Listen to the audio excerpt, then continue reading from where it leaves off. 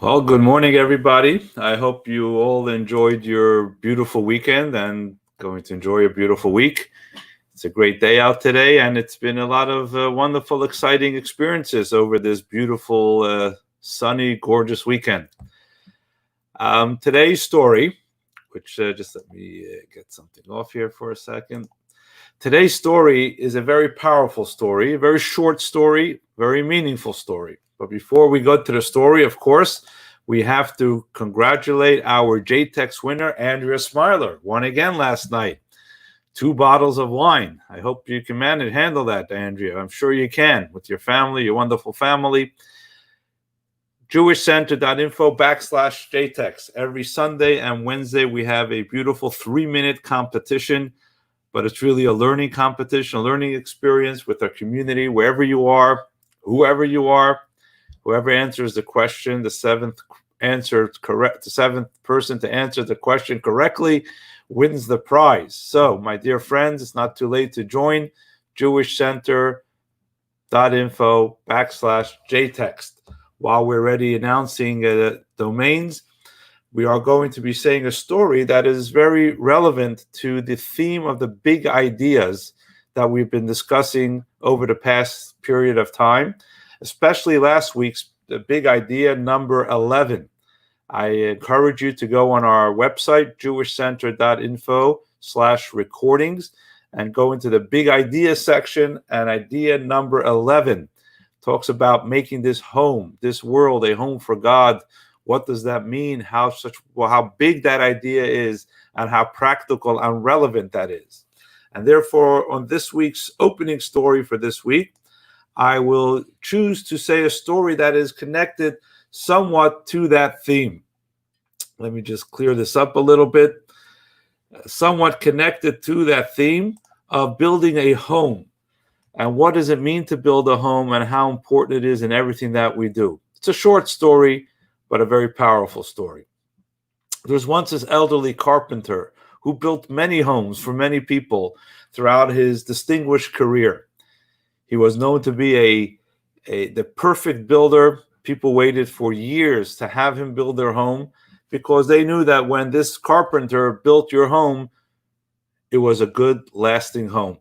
Well, like every good thing, our good friend carpenter Mike decided to retire. He loved his job. He loved his passion. He had a passion for building, but time came that he wanted to have a more leisurely life, spend more time with his wife, with his family, and he decided to, put away his carpentry tools and to spend some time with his family. He informs his boss that, it's time for me to move on, I appreciate working for you all these years, and although I will miss my paycheck, but I've collected and saved enough to get by, but, my time has come to move on.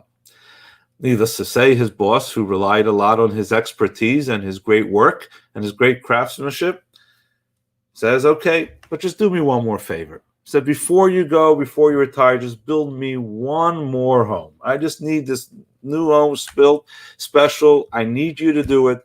Please do it. All right, Mike says, no problem.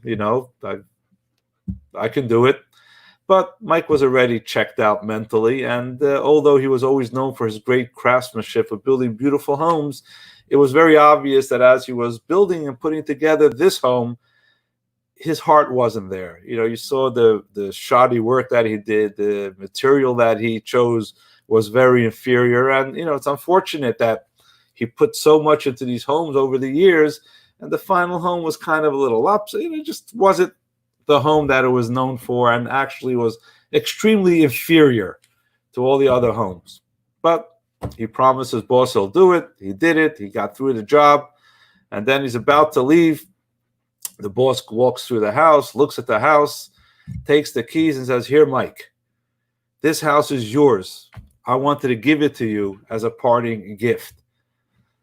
Mike was shocked. This is the home that he's going to have out of all houses, the one that he put the least effort and probably was the most inferior, not only of his home, but of other people's.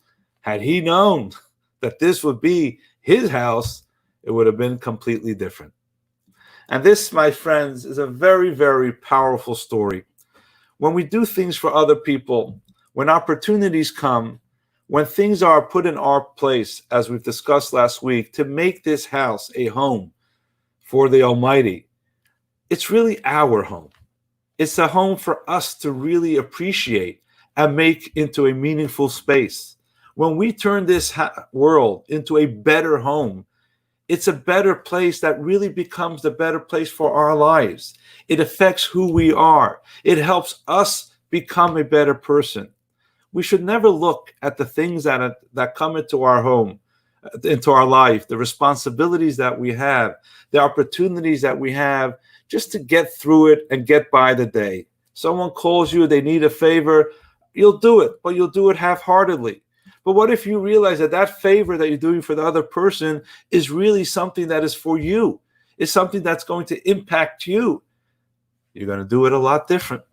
So as we start this day, as we start this week, as we move on in our lives, let us take this message to heart. That the reason that we were put into this world was not only to serve others, but while serving others, other people and our Creator, and whatever it is that we do, is ultimately about building a more successful and meaningful life for ourselves.